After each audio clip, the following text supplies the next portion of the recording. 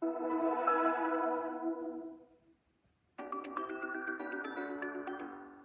우리 마지막 타임 하겠습니다. 자, 496페이지죠. 자, 페미니즘. 자, 이 부분은 별표를 치시고 올해 좀 데뷔를 좀 잘해 두시고, 그리고 나온 지가 조금 한참 됐죠. 자, 페미니즘은 이제 저희가 하나의 사조보다는 경향으로 보시면 되겠습니다.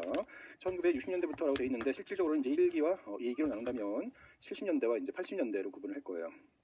자, 여기서 루시 리파드가 또 나오네요. 가로하시고요. 그가 여성주의 미술이라고 해서 1980년에 페미니즘론을 발표를 하게 되는데, 루시 리파드 다시 한번 가로하시고요. 저희가 앞에서 기이한 추상에서 루시 리파드가 바로 주장했다고 했죠. 따라서 이제 이 리파드 같은 경우는 이제 여성 그 학 계열에서 굉장히 알려져 있는 비평가이자 평론가입니다. 따라서 그가 이렇게 얘기를 합니다. 여성주의 미술은 하나의 양식이나 운동이 아니라 뭐다? 가치체계, 혁명적인 전략, 삶의 방식이다. 이 문장 전체 기억해 두시고요. 자, 그래서 이제 약간 좀 난이도 좀 상으로 해서 AIR 갤러리라고 해서 가로치시고요. 여성 작가를 위한 미국 최초의 비영리 갤러리라고 AR을 갤러리가 있었습니다. AIR. 줄만 그어주세요. 자, 페미니즘의 개념, 생물학적 성의 구분으로 인한 모든 차별을 부정, 남녀평등 지지하는 믿음의 근거를 두고 불평등하게 부여된 여성의 지위 역할의 변화를 일으키려는 여성 운동을 우리는 넓게 페미니즘이라고 하죠. 한마디로 여성들의 권리 회복을 위한 운동이에요. 원래 이 말은 19세기 후반부터도 있었습니다.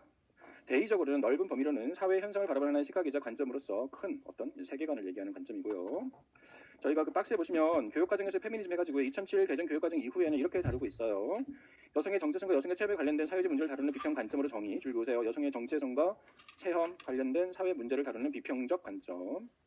자, 미술의 이해와 미술의 내용과 가치를 이해하는 데 있어서 성, 즉 젠더의 사회적 의미를 본질적 요소로 보는 인식하는 입장이다. 여기서 이제 성, 즉 젠더에 가로하시고요. 교육과정에서는 이렇게 별도로 페미니즘에 대해서 언급을 하고 있어요. 이 관점이 크게 변화가 없다라는 거. 자, 그래서 볼게요. 자, 이런 사회적 비평 관점에서 페미니즘 시각이란, 자, 작품의 구조 특징과 조형성에만 초점을 두는 형식주의와는 달리 이 문장도 줄 보세요. 자, 우리가 보통 페미니즘 하면은 상대적 관점에서 형식주의, 뭐 아까 저희가 포스트 미니멀리즘은 반 미니멀리즘적이었잖아요. 미니멀리즘이 아주 형식적인 대표적인 미술이니까. 그래서 작품의 구조, 조형성에만 관심을 두는 형식주의와는 달리보다 사회적 배경, 그리고 미술가와 그를 둘러싼 환경에 관심을 가진다. 이게 페미니즘이 형식주의와 차이점이에요. 즉, 여성 억압의 원인과 결과를 설명, 여성 해방을 위한 전략을 모색하는 데 있어서 페미니즘은 막스주의, 그리고 사회적 시각의 어떤 급진주의, 즉 막스주의적인 급진적 사상, 그리고 사회주의 같은 이러한 사상이나 이론에 의해서 뒷받침되고 발전했다. 자, 마르크스주의도 줄 거두시고요. 이게 뭐 막스주의 자체가 뭐 여성의 페미니즘 주장했던 얘기가 아니라 마르크스주의 자체가 사회학적 사상이잖아요. 그런 거대한 관점의 사상의 베이스가 있다는 얘기입니다. 자, 따라서 이렇게 발전함으로써 이제까지 작품 감상과 비평의 주요 주축 중 하나였던 작품 속 내재된 형식에서의 본질을 파악하려고 했던 형식주와는 달리 사회 구성원으로서의 우리의 삶에 관심을 두고 여성의 권리, 평등의 개념을 사용, 사회를 역동적으로 파악한다. 마지막 그 두 문장 줄 보시고요. 한마디로 형식주의는 본질 혹은 작품의 구조, 조형성에만 관심을 뒀죠. 근데 페미니즘은 이렇게 사회학적 배경, 그리고 여성 자체에 대한 권리와 평등의 개념, 사회를 역동적으로 파악한다. 이런 포괄적인 차이점이다라는 거. 이런 것들도 체크해 주시기 바랍니다. 자, 배경. 자, 기존의 남성 중심 권위적 세계관과 전쟁 등으로 인한 통합적인 사회 구조를 바탕으로 60년대 후반 등장. 자, 정확하게는 60년 후반이지만 우리는 1기, 2기를 이렇게 구분을 합니다. 그래서 등장은 60년 말에 등장을 하지만 1세대, 즉 70년대, 2세대, 80년대로 구분을 할 수가 있습니다. 좀 지워도 되죠, 이제? 자, 따라서 이제 페미니즘 자체는 등장은 60년 후반이니까 60년대 후반에 미국의 사회를 보면 일단 저희가 다문화 미술 교육할 때 그런 말씀을 기본 이론도 드렸었는데요. 미국은 굉장히 다인종에다가 베트남 전쟁 또한 이런 그 사회적으로도 흑인 인권 운동이라든가 여러 가지 운동들이 일어나면서 굉장히 혼돈스러운, 또한 이때는 구소련과 미국의 양대 대립 시대였었습니다. 이념이 아주 극한 대립이었죠. 이러한 사회적 배경에서 여성은 어떤 그 부분적으로 이제 참정권을 이제 그 선거권을 획득을 하고 하면서 조금씩 운동이 일어나고 있었는데, 자, 이거 자체가 미술계에서 본격적으로 페미니즘 미술이라고 시작된 것이 이제 70년대다라는 거예요. 알겠죠? 그래서 아까 얘기했던 부르주아도 70년대 1세대 페미니즘 작가에 속한다라는 걸 체크하시고요. 자, 1, 2세대는 우측에 정리해 놨으니까 좀 더 볼게요. 자, 따라서 이제 60년 후반 등장, 70년 본격적으로 전개 기억하시고요. 서구 사회에서의 반전 운동의 기류 줄 그것에, 그래서 반전 운동. 아까 얘기했듯이 60년대 전반적으로 베트남 전쟁이라든가 구소련과의 대립 관계에서 많은 사람들이 전쟁에 반대하는 그러한 운동, 시류가 있었습니다. 기억하시고요. 20세기 중후반 구소련과 미국의 패권주의에 따른 세계 양분화, 베트남 전 등 사회 현상의 여러 가지 현상에서 반전 운동이 있었다. 이것이 뭐예요? 전쟁은 누가 일으킨다? 남성. 따라서 남성 중심 권위주의에 대한 회의가 확산되었다. 됐습니까? 그러면서 이제 여성 지위 향상, 자, 정치적 참여, 참정권 시작 이런 것들이 이제 대두가 되었죠. 경제 문화 구조에서 여성의 역할과 지위가 향상되는 등 사회 문화 전반적으로 여성에 대한 인식, 중요성이 이제 커졌습니다. 이런 걸 바탕으로 사상적으로는 포스트 모더니즘이 서서히 기류가 형성됐어요. 포스트 모더니즘 미술이 등장한 것은 80년대인데 포스트 모더니즘 자체가 사상적으로 등장한 것은 70년대예요. 자, 저희가 옛날에 그런 말씀 드렸죠. 디자인에서의 포스트 모더니즘 언제? 이미 60년 후반부터 등장이 되는 거예요. 그러니까 디자인에서는 60년대부터 이미 새로운 디자인 운동이 일어났고 사상적으로는 이미 60년 후반부터 포스트 모던 기류가 있었고 미술에서만 순수 미술만 80년대부터가 포스트 모던인 거예요. 그래서 자 거기도 체크하시고요. 포스트 모던 사상 기류 형성이 바탕이 되었다. 그동안 약소 존재로 치부되었던 제3세계 혹은 소외계층, 여성, 지역 문화에 대한 다양성을 인정하면서 그들의 언어, 문화에 관심을 기울이게 됐어요. 따라서 배경을 크게 이렇게 몇 가지로 체크하셔가지고 일단 대부분 사회적 배경이네요. 그리고 이제 포스트 모더니즘의 사상이 등장했다 체크를 하시면서 크게 1, 2세대로 전개가 됩니다. 1세대, 2세대예요. 자 그렇다면 일단 한번 작가들 한번 쭉 보세요. 1세대 약간 좀 처음 보는 작가들이 많을 거예요. 그래서 작품 분석을 좀 더 상세히 적었어요. 1세대 작가 1번 메리베스 에델슨, 그 다음에 주디 시카고. 이 사람이 시험 나왔죠. 여러분들 제일 많이 알고 있는 거기 디너 파티의 기출이라고 좀 써두세요. 빠졌네요. 498페이지 디너 파티에다가 기출이라고 빠졌죠. 자, 주디 시카고가 그때 시험 나왔고요. 그 다음에 미리암 사피로. 이 사람도 중요하고요. 그리고 아까 얘기했던 루이스 부르조아.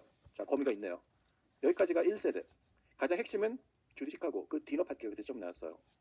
2세대는 80년 등장하고요. 젠더를 강조하는데 잠깐 볼게요. 바바라 크루거, 한스 하케, 신디 셔먼, 제니 헐처. 자, 이 신디 셔먼, 제니 헐처, 바바라 크루거는 포스트 모더니즘으로 저희가 따로 또 분류할 거예요. 그러니까 80년대잖아요. 어때요? 80년대니까 포스트 모더니즘 시작되는 시기잖아요. 따라서 2세대는 시기적으로 포스트 모더니즘이 등장하는 시대랑 같아요. 그러니까 작가가 겹치죠. 자, 그렇다면 1세대 페미니즘의 특징, 제가 칠판에 적은 거를 좀 더 상세하게 갑니다.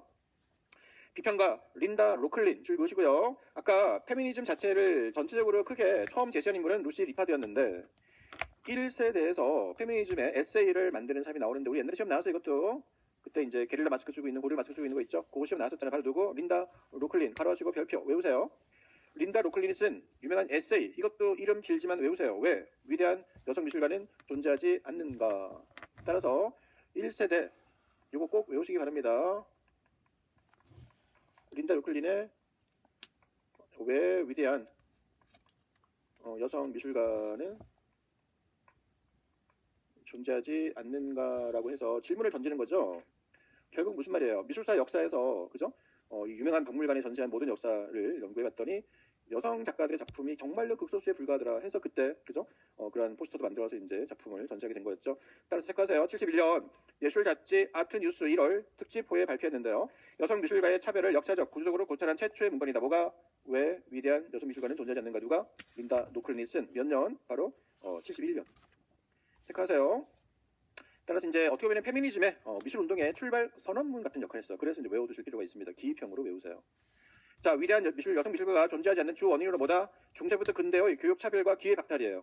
뭐 아시다시피 중세 때는 뭐 마녀사냥이라든가 뭐 여성은 뭐 그냥 사회에서 그 어떤 그죠 역할을 받지 못했잖아요.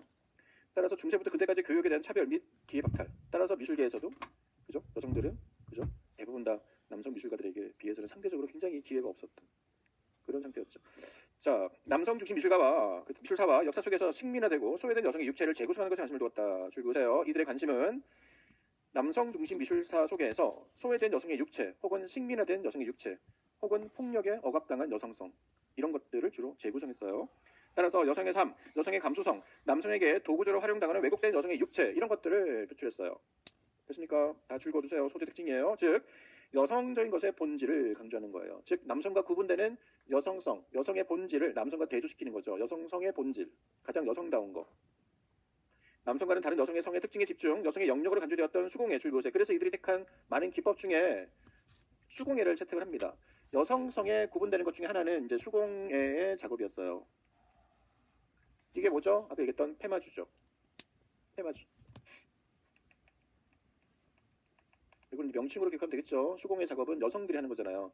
자수, 바느질, 그죠? 이런 것들은 여성의 일이었습니다. 자, 체크하시고요. 이런 수공에 대한 재해석과 의미 부여를 시도, 섭리와 관련된 작업 다수 만든다. 여성적 성에 대한 새로운 표현을 시도, 과거 여성들의 수동적, 이성화된 이성 이미지들이 남성 관점에서 재현된 것이다 라는 이유로 거부합니다. 즉, 과거의 수동적, 이성화된 여성상들, 여성 누드, 아름다운 여성의 몸 이런 것들은 남성이 만든 거잖아요. 그들의 시각에 따라서 거부. 그 대신 남성적 관점의 여성 표현에서 벗어나 자신들의 육체를 강하고 건강하고 활력 있게 표현하는 것으로 묘사하는 거예요. 줄기 보세요. 강하고 활력 있게. 어떻게 보면은 저희 아파트 봤던 나나 시리즈, 물론 그 사람은 1세대가 아니에요. 여기 속하지는 않습니다만 그런 경우도 이쪽에 속하죠. 자신이 해석한 여성의 모습이잖아요. 건강하게 표현했잖아요. 대표적인 작가 조금 이제 어렵습니다만 에델슨. 자, 우리가 이제 메리베스 에델슨이라고 하는데 줄여서 에델슨은 미국 여성 페미니즘 미술 작가로 여성의 부상을 주장을 합니다. 라이징이라고, 우먼 라이징. 줄기 보세요. 1년에 누드 사진 콜라주 및 행위예술을 하는 작가예요. 자, 기존의 명화를, 줄기 보세요. 명화를 차용해서 패러디합니다. 유명 여성 작가들 얼굴로 바꿔서 콜라주하거나 이런 행위예술을 하거나 조형하는 이런 작업으로 70년대 페미니즘을 주동하는데요. 신화 속에서 잊히거나 부수적 존재로 소외된 여성들의 힘을 부각하려고 퍼포먼스와 사진 작업을 병행한다. 그래서 밑에 딱 조판 보자마자 원작이 떠오르나요? 첫 번째 작품, 현존 미국의 몇몇 여성 작가들이라는 콜라주 기법인데요. 이거 뭐예요? 보나마나 다빈치의 최후의 원천이죠.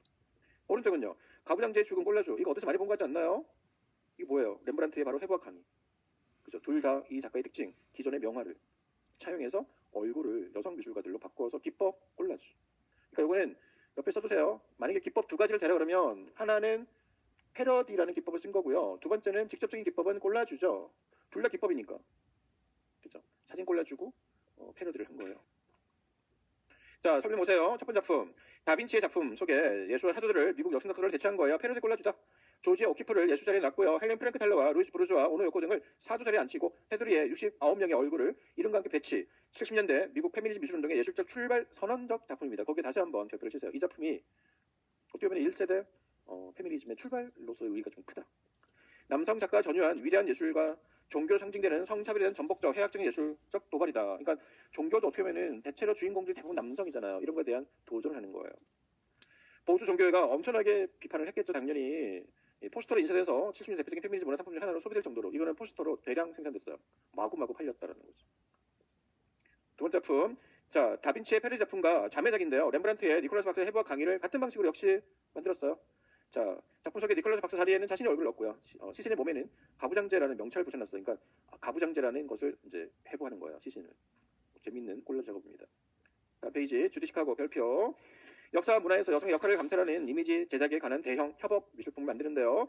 서구 사회의 가부장적 지배에 희생당한 여성의 삶을 설치 미술로 표현하는데 사실 이념들은 대부분 비슷하니까 굳이 이 페미니즘의 이념을 뭐고 따로따로 외우지 마시고요.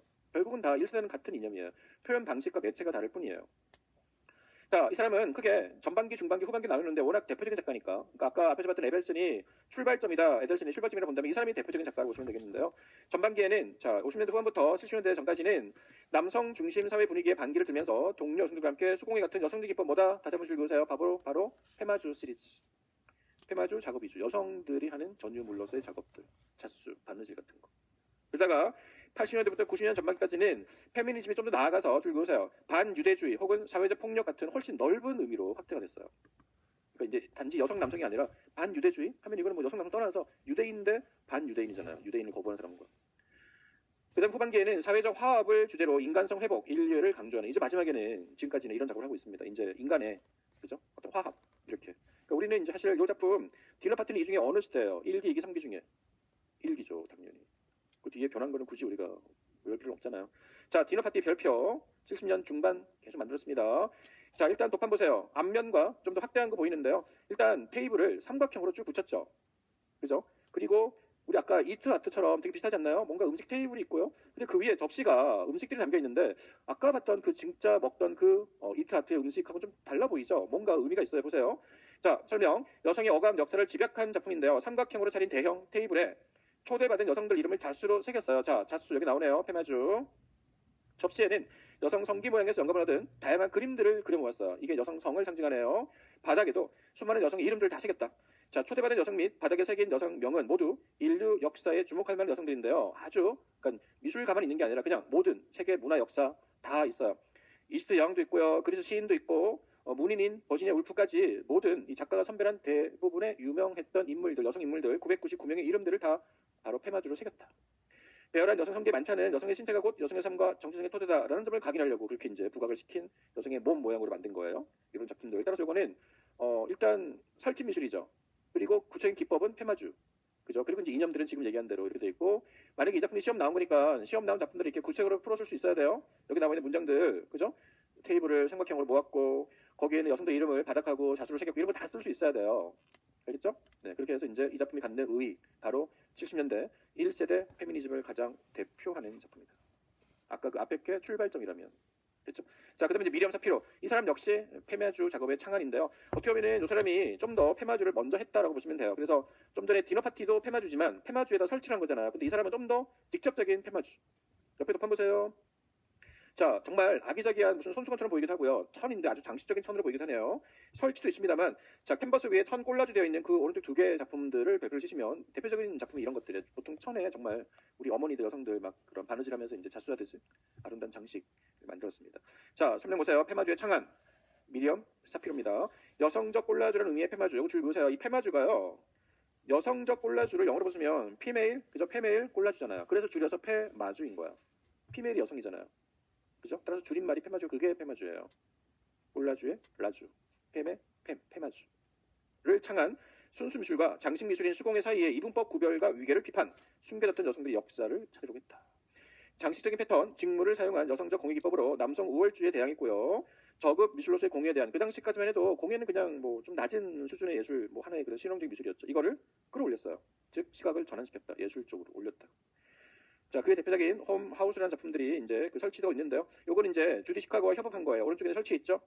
주디 시카고와 함께 공동 작업으로서 참여했는데요. 자, 미술계에서 최초로 여성의 관점에서 기획된 설치 미술이다. 줄 그으세요. 이거 줄 그으시고요. 이 사람이 미리엄 사피로가 주디 시카고와 함께 미술계 최초 여성 관점에서 기획된 설치 미술 가로를 제작했다 하고 오른쪽에 그 사진 작품 설치를 보여줄 거예요. 그리고 이제 제목 혹은 시리즈 제목이 뭐냐? 그러면 뭐예요? 우먼 하우스라고 쓸 수 있어야겠죠. 이런 경우는 난이도 최상. 근데 근거 없진 않죠. 왜? 시카고가 나왔으니까. 그러면은 아까 그런 관점에서 인접된 또 다른 관점에서 같이 협업했던 건데 최초 의의가 있잖아요. 제가 최초, 뭐 유일, 뭐 현존하는 뭐 대단한 가장 큰 이런 것도 제가 무조건 외우라고 했죠. 그런 면에서 이거는 외워두세요. 옆에 있는 그룹판과 함께. 난이도 상다리는 제가 딱 집어서 외우라고 할 겁니다. 지금은 힘들어도 자꾸 모아두셔야 돼요. 이런 게 하나 나오면은 정말 걸리는 거잖아요. 1점짜리면 다 틀릴 텐데 나는 맞추는 거 아니야. 그죠?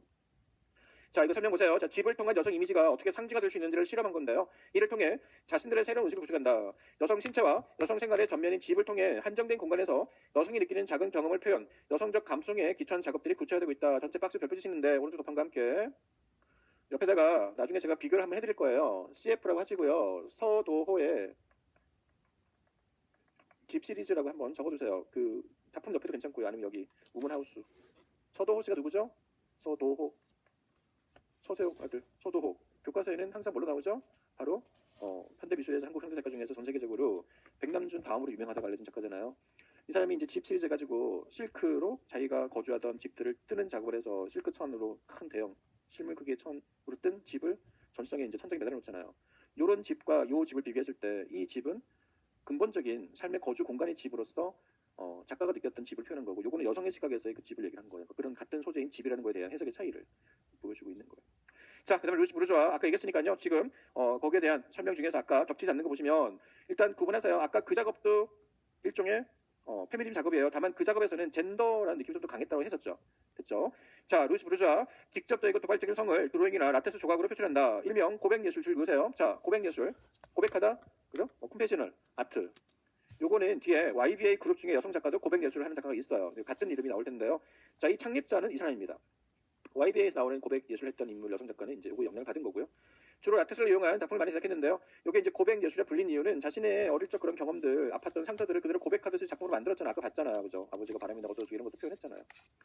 주로 라텍스를 이용한 작품을 많이 만들었고요. 그 외에 석고, 대리석, 유리같이 물건들을 재료를 구분하지 않고 많이 쓰습니다.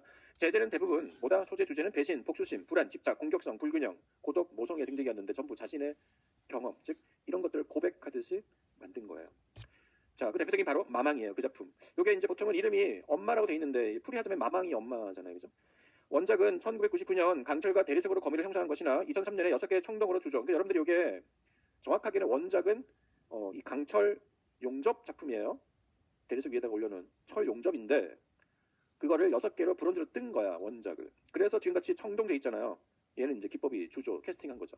근데 원래는 이게 원작은 강철 용접 조각이었습니다. 요게 지금 전 세계 여러 지역에 있죠. 우리나라에 어디 있어요? 삼성 니온미술관 거기 마당에 있죠. 그죠? 이렇게 해서 이제 이 장소 특정형 미술이 돼버렸잖아요. 자, 그 외에 낸시 스메로, 남성들 모습을 라텍스로 만들어 가부장 세계에서 가치관을 표현한 낸시 스메로도 있고요. 한나 윌케, 라텍스나 고무 사진 등으로 여성 육체의 건강성을 표현한 사람, 그다음에 해먼드, 다양한 작품에 고무를 입히고 넉마 천으로 싼 조각 표현 이런 사람들이 있었다 해서 뭐 낸시 스메로, 한나 윌케, 해먼드는 그냥 줄만 그어두시고요. 여러분들이 이제 여기 있는 이 부르조까지 4명을 보다 더 정확하게 다 암기를 하시고 잘 암기가 됐다 하면 나머지 작가들은 그냥 똑판들만 하면서 검색해도 뭐라 괜찮습니다. 자, 이제 2세대 페미니즘이에요. 자, 2세대입니다. 80년대 등장을 합니다. 따라서 포스트 모던 미술하고 겹칩니다. 자, 젠더 기억하시고요. 사회적 성을 강조, 여성의 성을 해체한다. 이제 남성과 여성 구분 그만하자. 다 같은 사회 입장에서는 다 같은 성이야. 남성, 여성이 아니라 젠더라고요. 우리는 모두 다. 됐죠? 따라서 남성과 자꾸 구분해서 여성성을 언급하는 것 자체가 또 다른 구속이지 않느냐라고 보는 거예요. 즉 젠더, 즉 사회적 의미에서 성, 대의적 성을 얘기하며 특정 여성적인 것의 본질보다는 젠더의 차이에서 비롯되는 효과, 상호작용을 연구한다. 따라서 여성에 대한 감성, 이슈를 접어놓자. 잠시 덮어두죠. 박스 내용 젠더 한번 읽어두시고요. 이 젠더에 대한 개념입니다. 생물학적인 성에 대비되는 사회적 성이에요. 체크해두시고요. 주요 작가 바바라 크루거, 한스 하케. 자, 한스 하케를 펼치시고요. 바바라 크루거하고 신디 셔먼, 제니 월처는 저 뒤에 포스트 모더니즘 할 때 또 나올 거예요. 자, 바바라 크루거는 다 아시죠? 항상 신문 광고처럼 텍스트에다가 사진 이미지를 결합하는 작가잖아요. 오른쪽에 좀 처음 보는 독한 나올 텐데요. 바바라 크루거는 이제 대체로 여러분들이 좀 더 강력한 많이 나오는 작품들로 빨간색 외곽선으로 신문 보드라인처럼 해가지고 이제 뭐 쇼핑에 대한 비판 이런 걸 하는 작가가 있는데 그 작품은요, 당신의 시선이 내 뺨을 때린다라는 약간 그의 작품 중에 좀 특이한 작품입니다. 신문 광고처럼 보이진 않고 신문 보드라인 같은 빨간 선도 없죠. 대신 이 설명 보세요.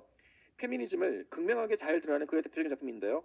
50년대 사진 연감에서 고른 여성 흉상을, 이게 사진 연감집에 있던 사진 중에 하나예요. 흉상, 즉 석고상을 고른 거예요. 됐죠?